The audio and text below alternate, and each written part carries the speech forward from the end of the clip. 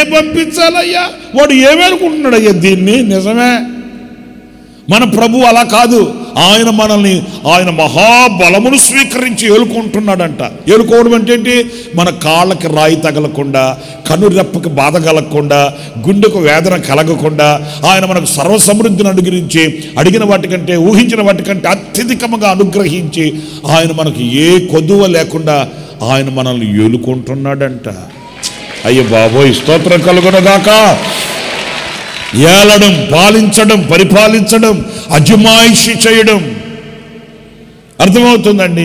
ప్రతి విషయంలో మనకు ఆలోచన ఇవ్వడం, ప్రతి విషయంలో ఆయన మనకు మంచి తలంపునివ్వడం, ఆయన మనకు మార్గం చూపించడం, మనల్ని ఎక్కడ ఒడిదొడుగులలో మనం పడిపోకుండా సరిచేసి మన అడుగులు స్థిరపరిచి నడిపించడం. ఎందుకయ్యా నువ్వు ఇలాగా నన్ను ఏలుకుంటున్నావు అంటే ఆయన అంటాడు, నిన్ను నేను రక్తం ఇచ్చి కొన్నా.